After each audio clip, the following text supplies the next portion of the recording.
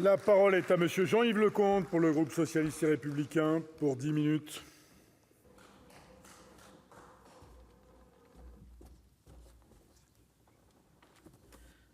Monsieur le Président, Monsieur le Ministre, mes chers collègues, il n'est pas possible d'avoir durablement une monnaie commune sans politique budgétaire et monétaire commune, ou au moins convergente. Et dans un espace de libre circulation, la convergence budgétaire ne peut se faire sans convergence fiscale. Les initiateurs de l'euro, je pense, n'ignoraient pas cette évidence. Mais ils ont fait le pari que l'euro allait pouvoir permettre une transformation politique de l'Union européenne. Et d'ailleurs, c'est au même moment que la citoyenneté européenne a été mise en place par le traité de Maastricht. Et donc, la dynamique avait été créée, le pari n'a pas été réalisé. Ainsi, en 1997, la mise en place du pacte de stabilité et de croissance a mis en place finalement une sorte de pilote automatique sur les politiques budgétaires des pays qui allaient faire partie de la zone euro. En 2008, la crise a mis en danger l'ensemble de l'édifice et il a fallu revoir les choses dans l'urgence, tant en termes budgétaires et de convergence budgétaire qu'en termes monétaires. Le premier pas, le plus douloureux, c'est le six-pack adopté en novembre 2011. Très contraignant, établissement au semestre européen, une intervention possible de la Commission européenne en cas de nécessité estimée et des sanctions, des règles communes de gouvernance plus strictes et tout cela inscrit dans le droit communautaire. C'est cela qui a commencé à faire dire, à renforcer cette idée d'Europe qui est vecteur d'austérité. Ensuite, il a été mis en place le mécanisme européen de stabilité pour répondre aux besoins de liquidité face à une crise aiguë.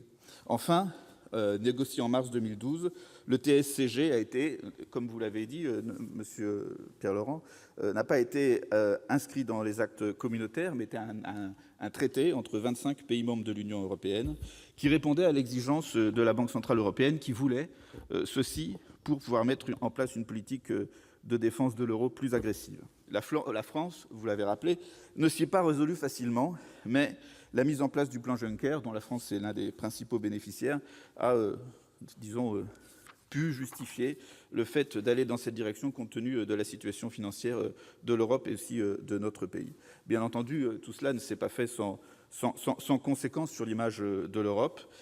Nous avons aussi en même temps mis en place l'union bancaire, l'aspect monétaire qui devait être plus convergent, une régulation des banques plus dure, qui d'ailleurs affaiblit aujourd'hui leur marge de manœuvre face aux banques américaines et pose un problème de souveraineté économique.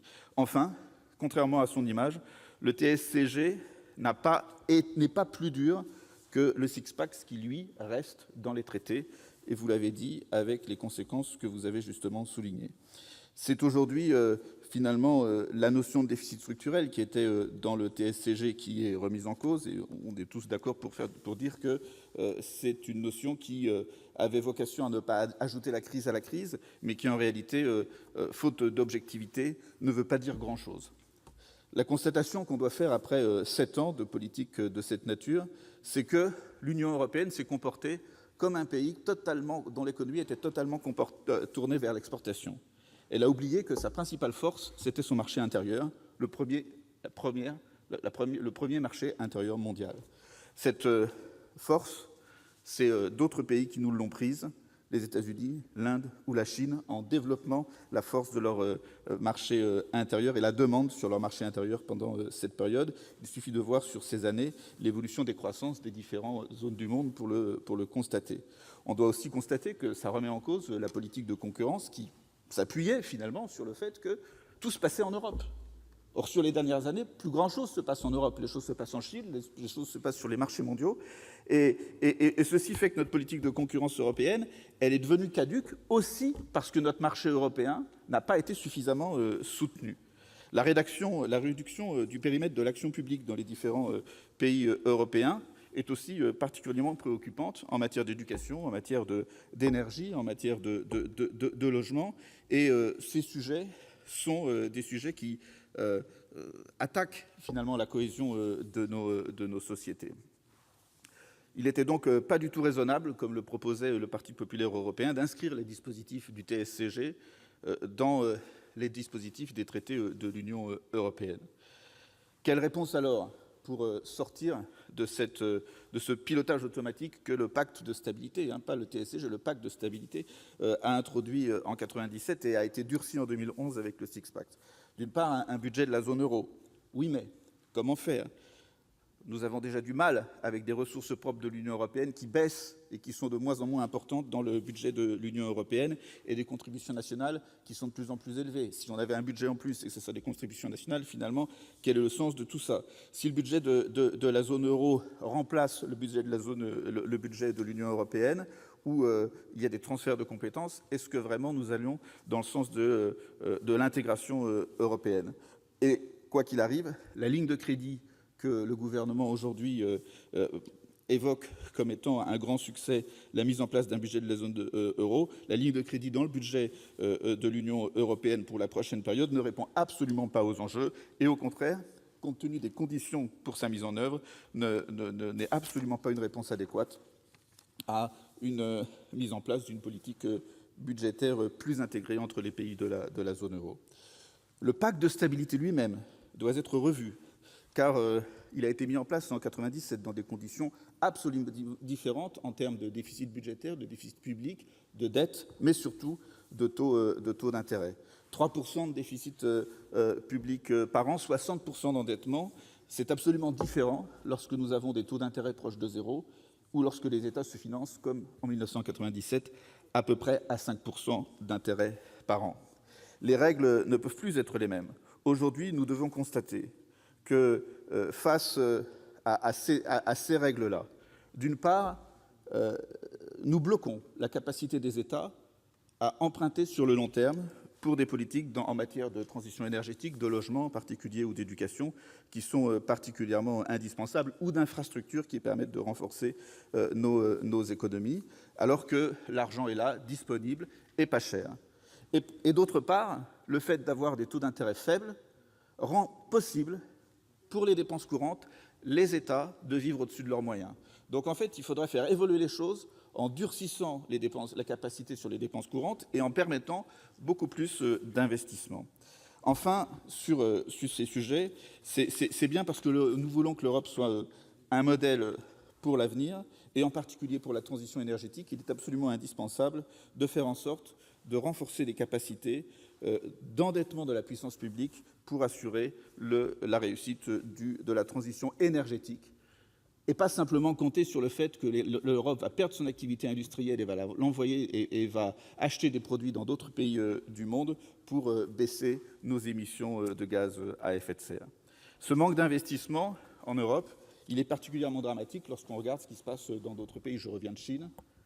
Ne nous trompons pas sur Donald Trump, qui, sur ce plan, renforce de manière importante les investissements publics des États-Unis dans son propre pays pour renforcer le marché intérieur. Nous ne pouvons pas être les seuls à faire une politique différente, ça nous affaiblit. Alors ce débat, cher groupe communiste et républicain, il est bienvenu.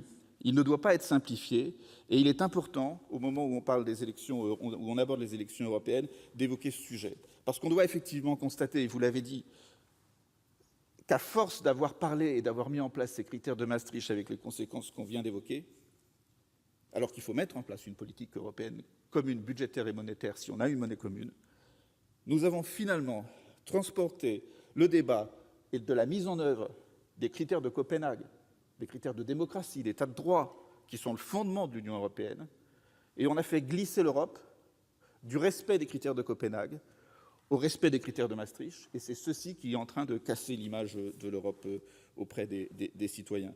La construction européenne doit rester la défense de l'état de droit et la défense des critères de Copenhague d'abord.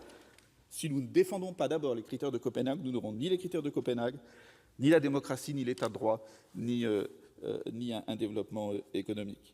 La politique économique et budgétaire est trop essentielle aujourd'hui pour continuer à être soumise à une sorte de pilote automatique, qui sont des règles qui ont été fixées il y a maintenant plus de 20 ans, dans des conditions mondiales qui étaient absolument différentes. La monnaie unique ne peut pas être perçue comme une contrainte.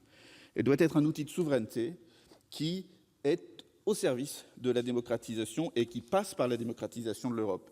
Une Europe où ceux qui décident, ce ne sont plus les États dans les couloirs de Bruxelles, mais les citoyens européens directement, avec une perspective de démocratisation de l'Europe qui permet de remettre les citoyens au cœur des décisions européennes et au cœur des choix économiques et sociaux qui doivent être faits. Il ne faut pas attendre la prochaine crise pour agir, parce que c'est ainsi que l'Europe, finalement, perd son image auprès des citoyens. L'Europe doit avoir une vision de long terme. Cette vision, pour continuer à construire une Europe souveraine, c'est de mettre en débat et de proposer aux citoyens de choisir leur politique budgétaire, leur politique monétaire, en faisant évoluer ce pacte de stabilité et en donnant plus de marge de manœuvre et plus de capacité de décision aux citoyens. C'est en cela que ce débat est utile aujourd'hui, parce que nous ne pouvons pas rester dans la situation actuelle sans fragiliser la situation économique et la situation industrielle de l'Europe de demain, et la situation et l'ambiance politique dans l'Europe.